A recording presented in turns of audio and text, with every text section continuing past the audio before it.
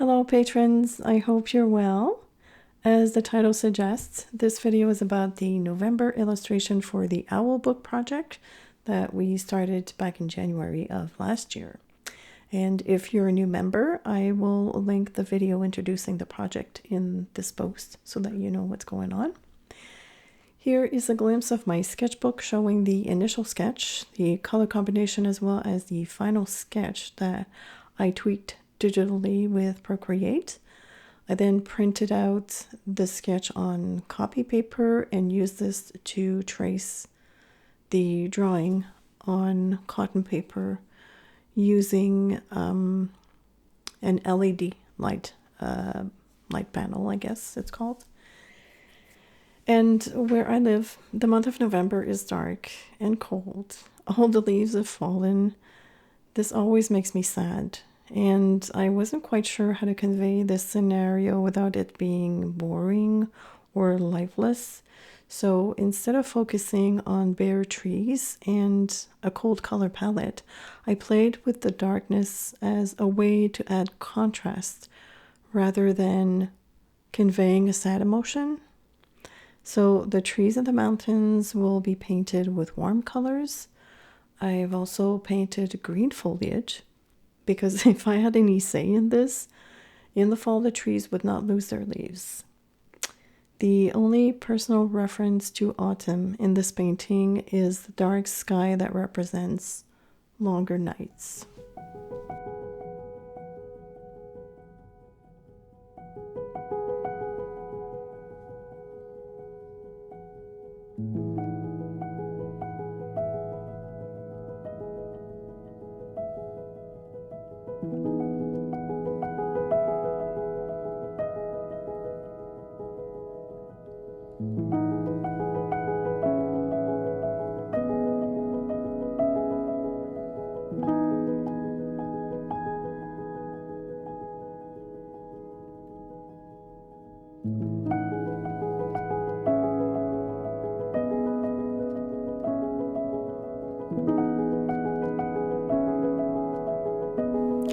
I will be working in layers, gradually increasing the intensity of each color. The first layer was painted a bit loosely, although I was very careful around the moon. I wanted it to be super clean. I have painted the foliage with a mix of Prussian green and Zeisite genuine. And right now I'm using raw sienna for the trees. Later on I will be adding gradually sepia into with raw sienna to create the different variations on the tree trunks. And you don't have to remember all this information. I will be listing all the supplies within this Patreon post.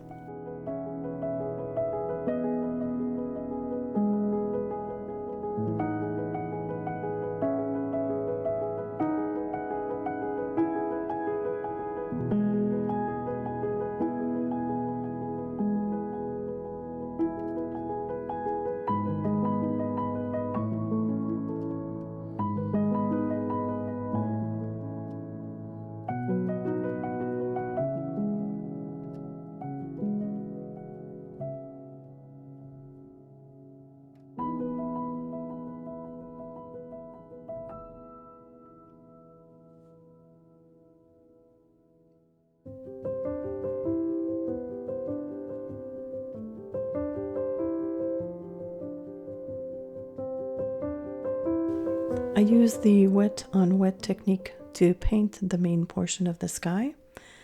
So I started by wetting the entire section with clean water, carefully going around the moon. Then starting from the edges of that section, I added neutral tints and let it flow into the water. It's a wonderful technique, especially in larger sections, but it can easily get out of control. If you don't pay attention and add too much liquid, it will create unwanted blooms, or some call them cauliflowers. I wanted a smooth gradient going from dark to light towards the moon, so I was very, very careful when adding more paint. It's important for me to say that from this point on, I let each section dry completely before moving on in order to have those crisp, clean edges.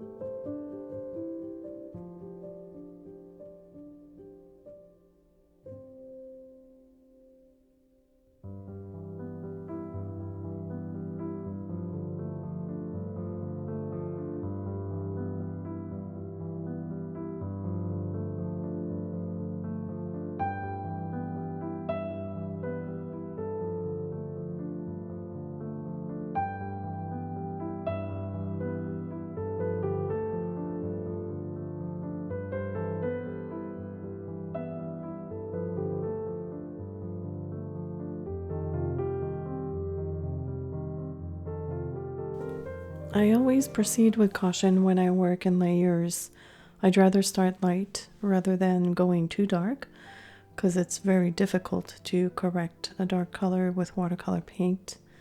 You will notice that I'm also going to paint over most of the initial layer, with the exception of a few sections. Also, watercolor paint dries lighter, and as you can see, the green is faded quite a bit while drying, so I went over it with another layer. And I'm also filling in the spaces between the branches with neutral tint because, well, they are part of the sky.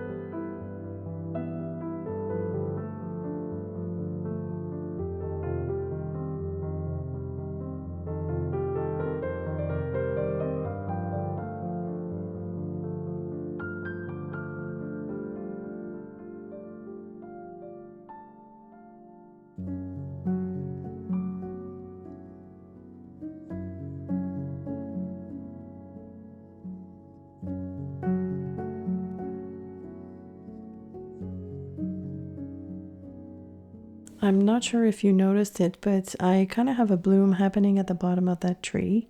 So for the next layers, I'm going to be super careful. I will be painting each section separately, even though some of them are the same color. The smaller the area, the less chance of having a bloom.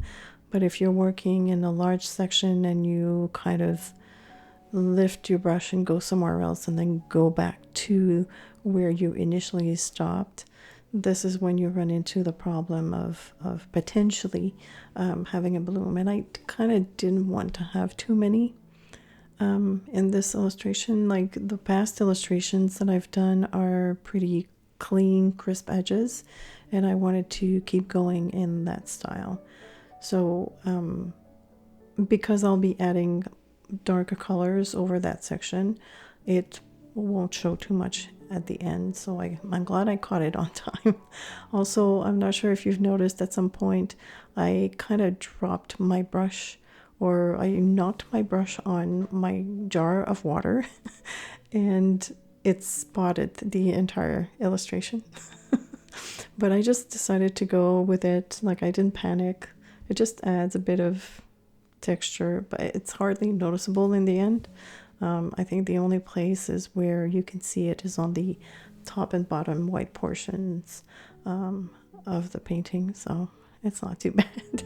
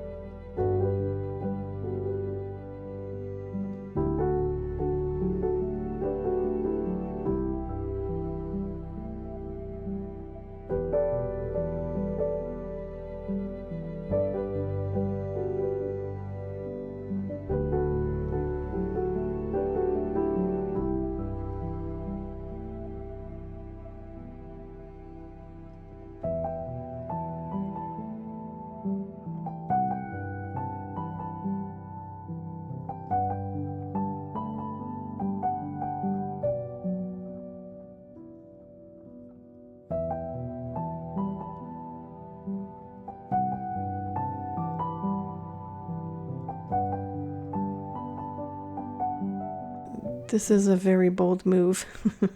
I am adding a light wash of neutral tint to the entire part, or the top part, even on the lighter areas. Why? Because I wanted to enhance that nocturnal vibe. And what that did was it blurred some of the clean lines, which in turn made it even more of a night scene. Kind of like, well, it created shadows, basically. It was a tad scary. but the results were exactly what I wanted. This can only be successful if you are using a good quality paper. I am using cotton paper. This is not watercolor paper, but it's kind of like an exception. But if you want to do this sort of effect, I always recommend that you use cotton watercolor paper.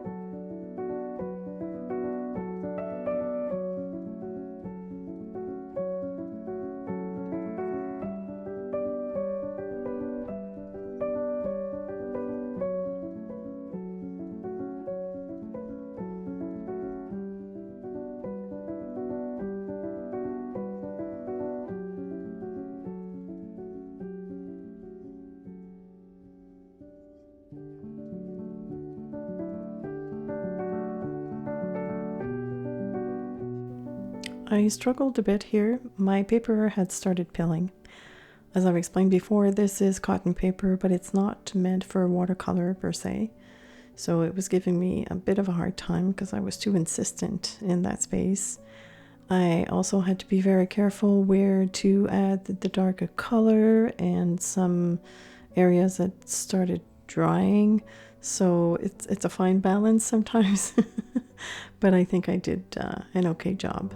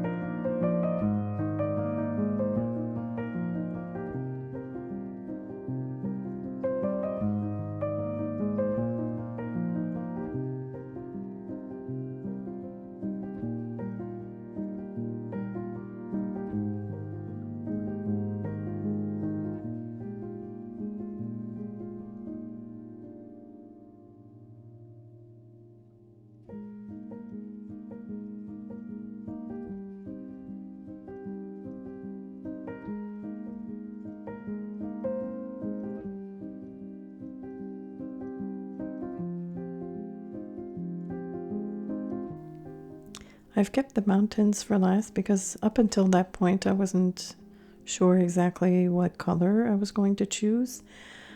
And I ended up mixing deep scarlet with a bit of raw sienna and Titan buff, yes, to create kind of like this orangey, smoky salmony color. And again, it's the same thing. I started with a very light layer, like a light wash over the entire section, and then I will be adding more color to, because the mountains are sectioned off, so I will be adding more colors as I'm working my way down the layers or the different sections. And you will notice also I will be adding some kind of like iridescent paint. The one for the mountain is called Duo Autumn Mystery by Daniel Smith. I will also be adding Iridescent Jade, also by Daniel Smith, on the in some of the sections of the leaves on the tree. And I did that so that it would pick up on the reflection of the moon. And later on, I will be painting the moon with Iridian Sterling. I'm not sure I'm pronouncing this correctly. Iridian, I think. Sterling from Kramer Pigments.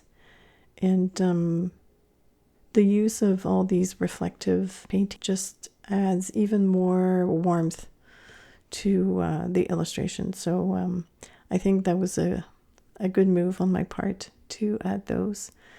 And it's quite enjoyable to look at, especially when the light catches it well. But when I started applying the color on the mountains, I became so happy because I don't think I could have chosen a better color to bring everything together. I just love the color combination and how it turned out. It's a bit different than the color combination that I had chosen initially in my sketchbook. And I'm very happy I went this way. Yeah, I really like this painting.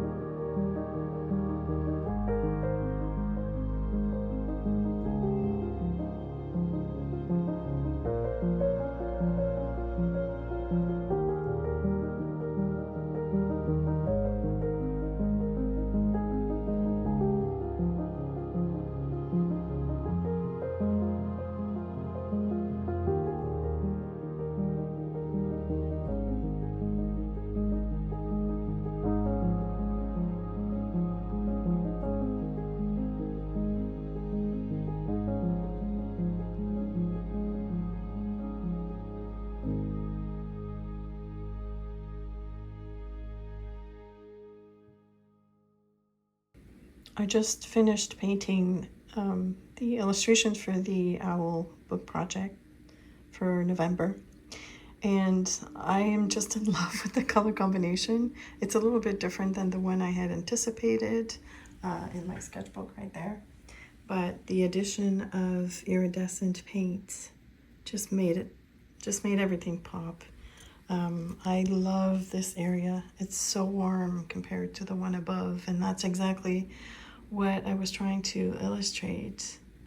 And the reflection of the moon. I haven't cut it in half yet. I haven't glued it down in the book. Here, I'm trying to show the reflection of the moon. It's the silver paint by Kramer. But I have chosen the quote, so it's right here.